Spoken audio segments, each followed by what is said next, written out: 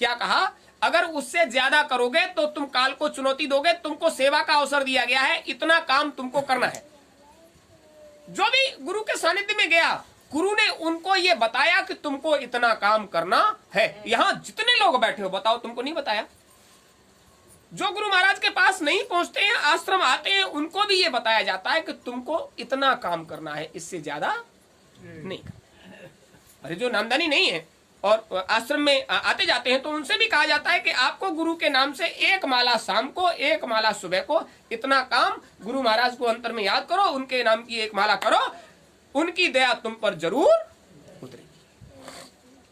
और तुमको तो गुरु महाराज ने बताया, सप्ताह में एक दिन का समय निकाल लीजिए, 2 घंटे 3 घंटे का, और वो समय हमको दे दीजिए सत्संग के माध्यम से, ताकि अंतर की धुलाई मजाई होती रहे। ये कहा। अरे कहा था कोई नकली वकली काम तो नहीं है, असली बात है। 2 घंटा चाहिए हमको, मतलब उन्होंने जोर देकर कहा ये 2 घंटे हमको चाहिए। तो क्या उन्हें 2 घंटे ही देना है? अरे जितना दे सकते हो, ज्यादा से ज्यादा समय दो। उसके बाद उन्होंने कहा 1 घंटा सुबह, 1 घंटा शाम साधन भजन की। और यहां तक कह दिया, जब समय मिल जाए तो उन्होंने यहां तक कह दिया कि शौचालय में जाते हो तो बैठ जाइए वहीं, तभी कर लो। ये क्यों कहा? क्योंकि ज्यादा कमेरे हो। यानी इसमें कोई प्रतिबंध की बात नहीं है, आपको जब समय मिले तब साधन भजन करो। कोई काम नहीं छुड़ाया। संसार की सेवा का समय आपसे नहीं लिया गया, जबकि आपने तो 24 घंटे के लिए कहा, रात दिन के लिए कहा। तो आपसे कहा रात दिन के लिए तो तुम नहीं कर सकते, लंबी चौड़ी मारने की आदत है, अलग बात है, लेकिन जितना हम कहते हैं उतना करो, तो ना कर पाता, और उतना भी नहीं कर पाते। फिर भी जितना करते हो वो उसी में प्रसन्न है कि बच्चे हमको याद तो करते हैं, हमारी बात का ख्याल तो है, ध्यान तो है। इन लोगों ने क्या कर दिया? इन लोगों ने अतिशयोक्ति कर दी उसकी, और अति सर्वत्र वर्जते।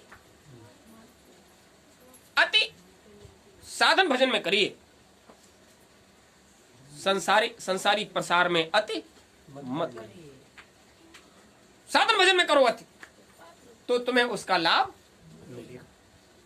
और तुम संसारी दौलत को इकट्ठा करने में अति करोगे तो ये काल का देश है, और वो इसे बर्दाश्त नहीं करेगा। अभी देखिए कितने अच्छे अच्छे महात्मा थे। आसाराम जी को आपने सुना? उनके बारे में, उनका नाम आते ही आपका मन, अरे किसकी चर्चा कर दी, मलिन हो जाता है। क्या आपने अपनी आंखों से उनका कोई गलत काम देखा?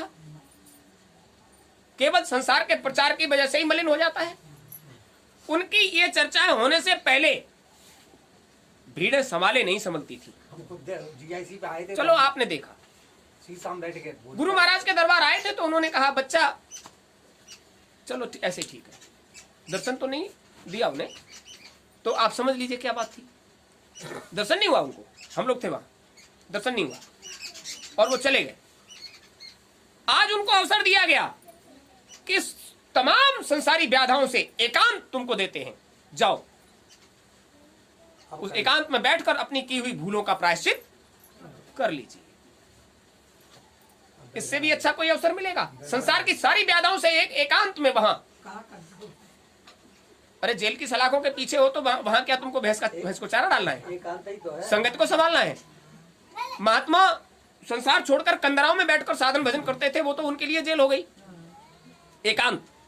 और वहां भी तुम्हारे लिए ऐसी जगह कर दी कि लोग, जो संसार का प्रचार प्रसार था वो तुमको साधन भजन नहीं करने देता था, तुम्हारे अंतर की मजाई धुलाई नहीं होने देता था, अब आपको समय दे दिया गया। वहां जो लोग ऐसी प्रवृत्ति वाले हैं उन लोगों के बीच में बैठकर खुद भी करो और उनसे भी, उन्हें दूसरा संभालने वाला, वहां जाकर उनकी संभाल करने वाला कोई नहीं। तो देखो कितना अच्छा अवसर दिया। ये संसार से त्यक्त हैं, तो जब त्यक्तों का, पतितों का उद्धार करने के लिए, कीचड़ में गिरे हुए को कीचड़ से निकालने के लिए तुम्हें कीचड़ में घुसना, अब तुम कीचड़ में नहीं घुसो और कोई कीचड़ में गिर गया है तो उसको कैसे निकालोगे? खुद गिरना पड़ेगा, खुद घुसना पड़ेगा। तो तुम्हें ऐसी जगह पहुंचाया गया जहां खुद भी निजगर जाने की व्यवस्था करो और उन लोगों में भी प्रेरणा भरो। तुम अपने आचरण व्यवहार से ऐसा करो कि वो लोग आपको मानने लग जाएं कि बाबा जी को बाहर दुनिया गंदा बताती हो, बाबा जी वास्तव में बाबा जी ही हैं। वो जेल का प्रशासन हिल जाएगा उनके व्यवहार से, कोई चर्चा ही नहीं। हमने भूल कर दी काल के देश में, उसका प्रायश्चित हम इस व्यवस्था से करें, वो हम पर दयाल हो जाएगा। नहीं, वो जो सश्रम कारावास भी होता है वो तब होता है जब अपराध सिद्ध हो जाए।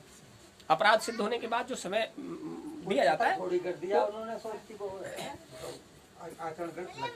नहीं जो कुछ भी हो गया, काल का देश है, उसमें ये सब होता है, महात्माओं के साथ ये सब होता है। और उनको ये सब इसलिए कराया जाता है, आपको पहले भी बताया कि उसकी झोपड़ी में आग लग जाए, उसकी गाय मर जाए और वो संपन्न हो जाए। मतलब जो इस लायक है उसको वहीं पहुंचाया जाए जहां वो उनकी सेवा कर सके, उन जीवों की संभाल हो सके।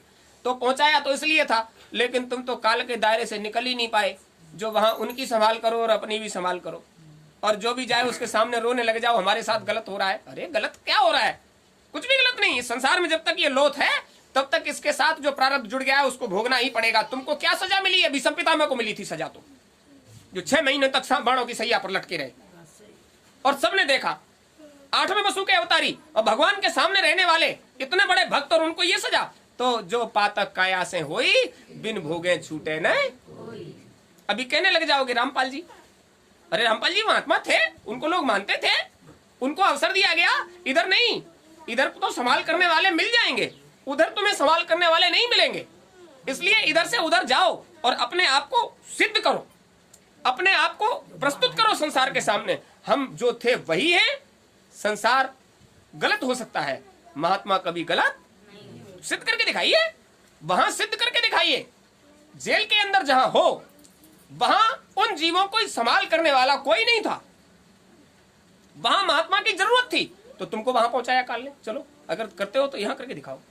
ये सब बिगड़े हुए हैं, संसार के कहने के अनुसार ये सब बिगड़े हुए हैं, तो तुम्हें हम बिगाड़ देते हैं और बिगाड़ कर तुम्हें बिगड़े में पहुंचा देते हैं। तो तुम अगर सुधरे हुए हो तो खुद भी सुधरो और इन्हें भी सुधार लो। ये बात आपको कभी किसी ने बताई? राम रहीम जी हैं। इतना बड़ा सल्तनत बनने के बाद, इतना वैभव होने के बाद, और उनके गुरुओं को आप सुनिए, पढ़िए, दांतों तले उंगली दबा जाओगे। पूरे पूरे महात्मा और उनकी संगत में पहुंचने के बाद, और तुमने क्रियाकलापों से कुछ ऐसा हो गया, तो उनसे चैलेंज मत करिए काल को। ये देश उसी का है।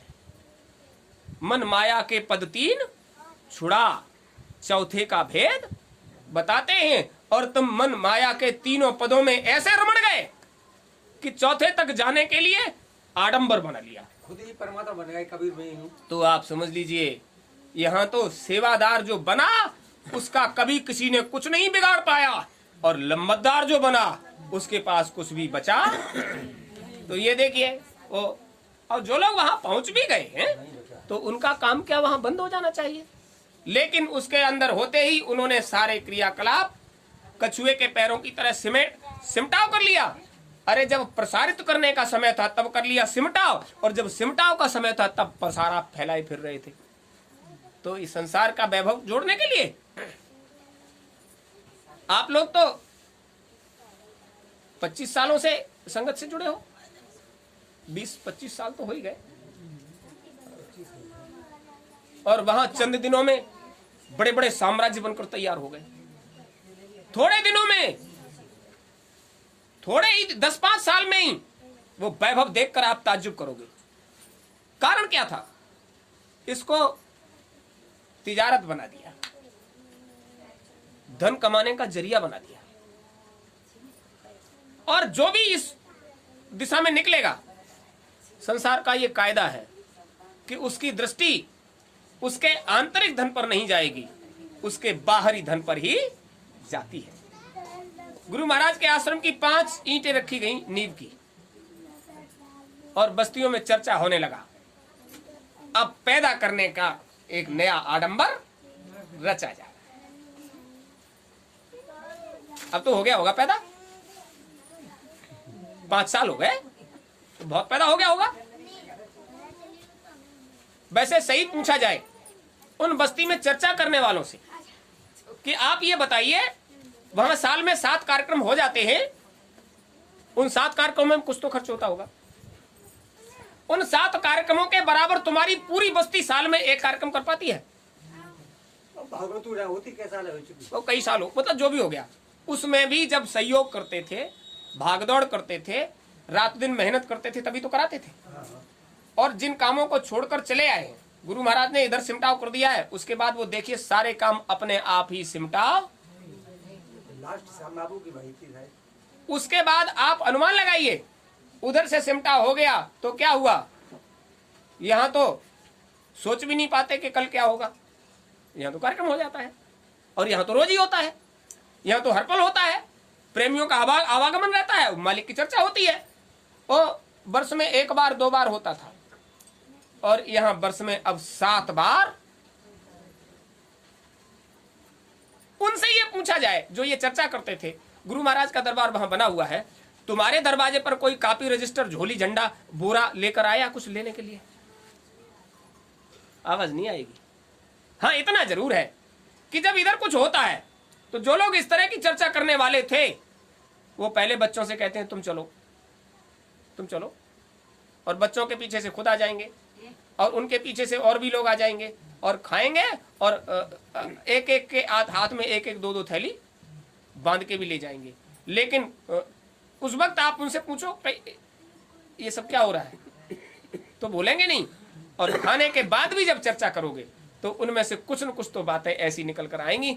ये उनकी गलती नहीं है, उन्हें ऐसा व्यवहार करने के लिए प्रेरित करना पड़ता है, क्योंकि उनके अंदर जो गंदगी भरी है वो निकलकर बाहर नहीं आएगी तब तक सफाई। अभी होली दिवाली जो आप साफ सफाई करते हो, अगर त्योहार ना आए तो आप सारा सामान निकाल कर बाहर रखते हो, फिर साफ सफाई करते हो, फिर उसका सामान उसी में।